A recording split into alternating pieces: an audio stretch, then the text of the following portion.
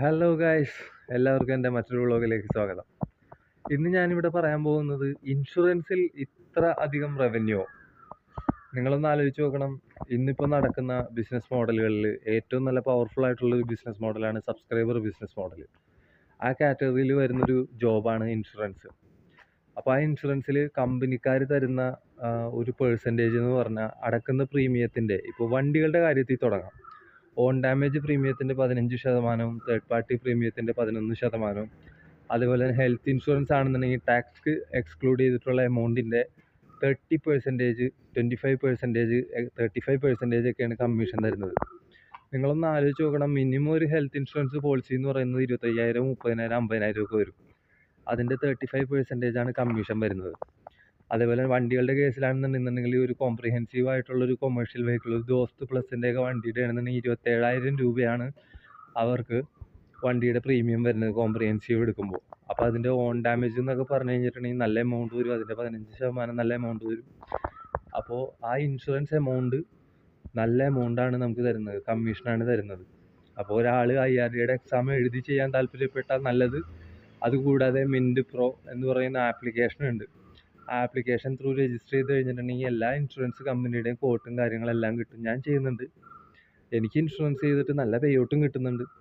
അപ്പോൾ 10ാം ക്ലാസ് പഠിച്ചിട്ടുള്ളൂ, അതാണ് ക്വാളിഫിക്കേഷൻ പറഞ്ഞിട്ടുള്ളൂ. ആ ക്വാളിഫിക്കേഷൻ പാസ് ചെയ്ത് അതേപോലെ തന്നെ അതിലൊരു ചെറിയൊരു എക്സാം ഉണ്ട്. ആ എക്സാമും പാസ്സായി കഴിഞ്ഞാൽ ആർക്കും പോയിന്റ് ഓഫ് സെയിൽസ് പേഴ്സൺ ആയിട്ട് മാറാനായിട്ട് സാധിക്കും. അപ്പോൾ വരുമാനം ഉണ്ടോയെന്ന് ചോദിച്ചാൽ, ഒരു സ്കൂൾ ബസ്സിൻ്റെ നിങ്ങൾ ചെയ്യുകയാണെന്നുണ്ടെന്നുണ്ടെങ്കിൽ 62% മുതൽ 75% വരെ റിലയൻസ് എന്ന കമ്പനി തരാനായിട്ട് പേ ഔട്ട് തരാൻ തയ്യാറാണ്. ഉദാഹരണം പറഞ്ഞാൽ 10,000 രൂപയാണ് പ്രീമിയം വരുന്നതെന്നുണ്ടെന്നുണ്ടെങ്കിൽ 6,200 മുതൽ 7,500 വരെ തരാനായിട്ട് കമ്പനി തയ്യാറാണ്, ലോ റിസ്ക് കാറ്റഗറി അതിൻ്റെ പേരിൽ. അപ്പോൾ മറ്റു കാര്യങ്ങളൊന്നും ഊഹിക്കുക. ബാക്കി വണ്ടികൾക്ക് പേ ഔട്ട് കുറവാണ് എന്നല്ല, നമ്മൾ 15-20 മിനിറ്റ് സ്പെൻഡ് ചെയ്യുമ്പോൾ നമുക്ക് 500, 200, 700, 1000, 2000 ഒക്കെ തരുന്ന വേറെ ജോലിയില്ല. പിന്നെ വണ്ടികളുടെ കേസിലാണെങ്കിൽ തേർഡ് പാർട്ടി ഇൻഷുറൻസ് എടുക്കൽ മാൻഡേറ്ററി ആണ്. അപ്പോൾ ഒരു കൊല്ലത്തിൽ എല്ലാ സമയത്തും നമ്മൾ നല്ല സർവീസാണ് കൊടുക്കണമെന്നുണ്ടെങ്കിൽ കൃത്യം അതിൻ്റെ റിന്യൂവൽ നമ്മുടെ അടുത്ത് തന്നെ വരും. റിന്യൂവൽ ടൈമിൽ നമുക്ക് കമ്മീഷൻ കിട്ടും. അപ്പോൾ ഒരു 100 കസ്റ്റമർ അല്ലെങ്കിൽ 100 ക്ലയൻറ്റ്, 200 ക്ലയൻറ്റ് ഉള്ള ഒരാളാണെന്നുണ്ടെങ്കിൽ അദ്ദേഹത്തിന് ലൈഫ് സെറ്റിലാണ്. ഒരു വർഷം ലഭിക്കാവുന്ന റവന്യൂ എന്ന് പറഞ്ഞു കഴിഞ്ഞിട്ടുണ്ടെങ്കിൽ 10 ലക്ഷം രൂപ എന്തായാലും ലഭിക്കും. അപ്പോൾ അത് ഉണർത്തിക്കൊണ്ട് പോകാനും നല്ല രീതിയിൽ വർക്ക് ചെയ്യാനൊക്കെ ആയിട്ട് ചെയ്യാൻ തയ്യാറായിട്ടുള്ള മൈൻഡുള്ള ആളുണ്ടെന്നുണ്ടെന്നുണ്ടെങ്കിൽ അവർക്ക് സുഖകരമായിട്ട് ഏൺ ചെയ്ത് ജീവിച്ചു പോകാം. പാർട്ട് ടൈമായിട്ട് ചെയ്താൽ പോലും സ്വന്തം ജോലി ചെയ്യുന്നതിനോടൊപ്പം തന്നെ ഇത് ചെയ്ത് കൊണ്ടുപോവുകയും ചെയ്യാം. പിന്നെ ഓൺലൈൻ പ്ലാറ്റ്ഫോം ത്രൂ ചെയ്യുമ്പോൾ ഉള്ള അഡ്വാൻറ്റേജ് എന്ന് പറഞ്ഞു കഴിഞ്ഞാൽ വർക്ക് ചെയ്യാനായിട്ട് നമുക്ക് അവിടെ ഒരു റിലേഷൻഷിപ്പ് മാനേജറെ കിട്ടും.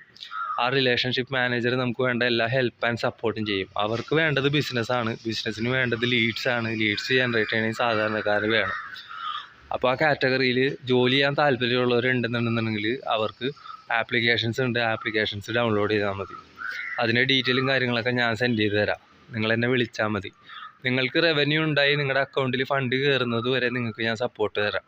കയറി കഴിഞ്ഞാലും ഞാൻ സപ്പോർട്ട് തരാം. എന്ത് സഹായം വേണമെന്നുണ്ടെന്നുണ്ടെങ്കിൽ ഞാൻ എല്ലാ ഡൗട്ടും ഞാൻ ക്ലിയർ ചെയ്ത് തരാം. അപ്പോൾ എങ്ങനെ ഒരു നല്ല ഇൻഷുറൻസ് ഏജൻറ്റ് ആകാമെന്ന് ഞാൻ പറഞ്ഞു. എന്നാൽ എങ്ങനെ ക്ലയൻസിനെ കണ്ടെത്തും?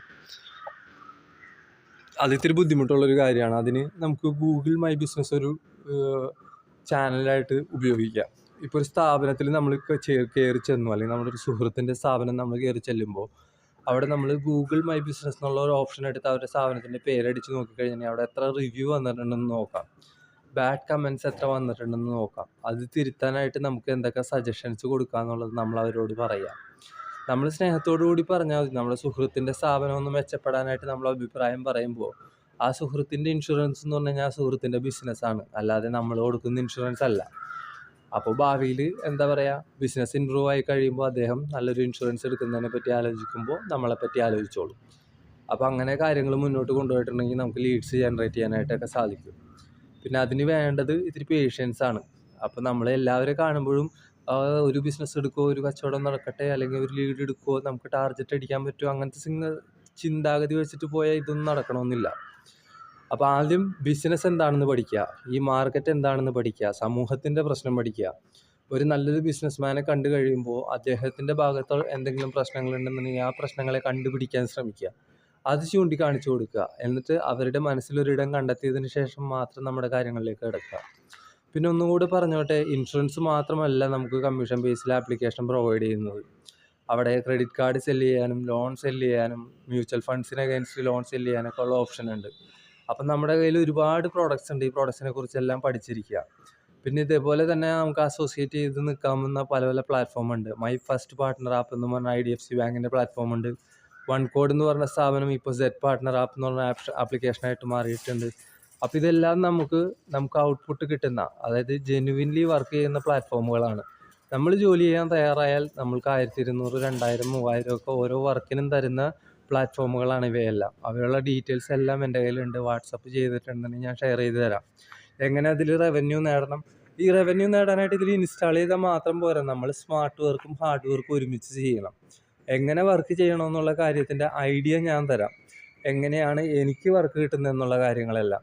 കാരണം ഒരു വർക്ക് കിട്ടണമെന്നുണ്ടെങ്കിൽ നമുക്ക് വളരെയധികം ബുദ്ധിമുട്ടുണ്ട്. നമ്മുടെ കോണ്ടാക്ട്സ് മാത്രം ഇമ്പ്രൂവ് ചെയ്താൽ പോരാ, നമുക്ക് കുറച്ച് സർട്ടിഫിക്കേഷൻസും കാര്യങ്ങളും കൂടെ വേണം. ഇപ്പം എനിക്ക് വർക്ക് കിട്ടിയത് എങ്ങനെയെന്നുള്ളൊരു ഡീറ്റെയിലിങ് ഞാൻ പറയാം. ഞാൻ ഒരു ബാഡ്മിൻ്റൺ പ്ലെയറാണ്. അപ്പോൾ ഞാൻ തീരുമാനിച്ചിരിക്കുന്നത് എന്താണെന്ന് വെച്ചാൽ, എനിക്ക് 38 വയസ്സായി. അപ്പോൾ 35 വയസ്സ് കഴിഞ്ഞിട്ടുണ്ടെന്നുണ്ടെങ്കിൽ നമുക്ക് വെറ്ററൻ കാറ്റഗറിയിൽ ടൂർണമെൻറ്റുകൾക്ക് പങ്കെടുക്കാനും നാഷണൽ ലെവലൊക്കെ കളിക്കാനൊക്കെ ആയിട്ടുള്ള ഓപ്ഷന് വേണ്ടിയിട്ട് ട്രെയിനിങ് ചൂസ് ചെയ്യാനായിട്ടുള്ള ഓപ്ഷൻ ഉണ്ട്. അപ്പം ഞാനൊരു ബാഡ്മിൻ്റൺ പ്ലെയർ ആവാനായിട്ട് തീരുമാനിച്ചു.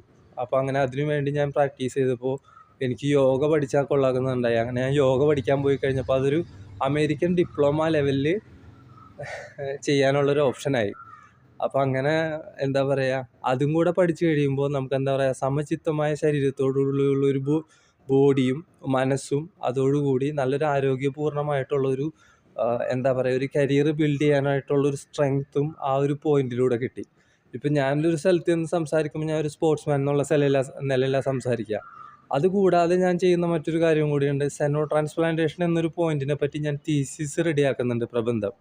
അത് നിങ്ങൾ കേട്ടിട്ടുണ്ടാവില്ല, എന്നാൽ ഇപ്പോൾ കേട്ടോളൂ. അത് മനുഷ്യനിലേക്ക് ഹൃദയം ട്രാൻസ്പ്ലാന്റ് ചെയ്യാനായിട്ട് ഒരു പന്നിയുടെ ഹൃദയം ഉപയോഗിച്ച പ്രോസസ്സിനെ പറയുന്ന പേരാണ് സെനോ ട്രാൻസ്പ്ലാന്റേഷൻ. അപ്പോൾ അത് 2022 സക്സസ്ഫുള്ളി കംപ്ലീറ്റ് ചെയ്തിട്ടുണ്ട്. അപ്പോൾ ആ കംപ്ലീറ്റ് ചെയ്ത് 2022 10-15 വർഷം കഴിയുമ്പോൾ നമുക്കൊരു ഹാർട്ടിൻ്റെ ആവശ്യകത വരുമ്പോൾ അത് തീർച്ചയായിട്ടും ഉപകാരത്തിൽ വരും. അപ്പോൾ ഞാൻ ആ പ്രബന്ധത്തിനെ പറ്റി പഠിച്ചുകൊണ്ടിരുന്നപ്പോൾ എനിക്കൊരു അപ്ഡേറ്റ് കിട്ടിയത് അതിൻ്റെ കിഡ്നി സൂട്ടാവും എന്നുള്ളതാണ്. അപ്പോൾ മനുഷ്യന് സ്പെയർ പാർട്സ് പോലെ ശരീരത്തിലേക്ക് വേണ്ട എന്താ പറയുക, അവയവങ്ങൾ കിട്ടാൻ പാകത്തിന് ഇപ്പോൾ ഇൻഷുറൻസ് മേഖല അല്ലെങ്കിൽ മെഡിക്കൽ മേഖല വലുതായിക്കൊണ്ടിരിക്കുക. ആ സമയത്ത് നമുക്കൊരു ഇൻഷുറൻസിൻ്റെ ആവശ്യകതയുണ്ട്. അപ്പോൾ ഇതെല്ലാം പറഞ്ഞ് നമുക്ക് പ്രൊഡക്റ്റ് അല്ലെങ്കിൽ നമുക്ക് ആളുകളെ കൺവിൻസ് ചെയ്യാൻ പറ്റുന്നതാണ്. പക്ഷെ അതിനെല്ലാം നമുക്ക് അറിവ് വേണ്ടേ? അറിവ് തേടി പിടിക്കേണ്ടതും അത് അപ്ഗ്രേഡ് ചെയ്യേണ്ടതും നമ്മുടെ കടമയാണ്. അപ്പോൾ ഈ കടമകൾ നിറവേറ്റുന്നതിലൂടെ മാത്രമാണ് നമുക്ക് കസ്റ്റമറിനെ അല്ല ക്ലയൻസിനെ കിട്ടുകയുള്ളൂ. അപ്പോൾ ഇതെല്ലാം ഒന്ന് പഠിച്ചു വയ്ക്കുക. ഞാനിത് ബേസായിട്ട് പറയുന്നതാണ്. അപ്പോൾ എല്ലാ കാര്യങ്ങളും നിങ്ങളൊന്ന് ഓർത്ത് നോക്കുക. ചെറിയ രീതിയിലാണ് ഞാൻ ഓരോന്ന് പറഞ്ഞു തരുന്നത്. മനസ്സിലാകാത്തതുണ്ടെന്നുണ്ടെങ്കിൽ നിങ്ങൾ എന്നോട് വാട്സാപ്പിൽ ചോദിക്കുക, വിളിച്ച് ചോദിക്കുക.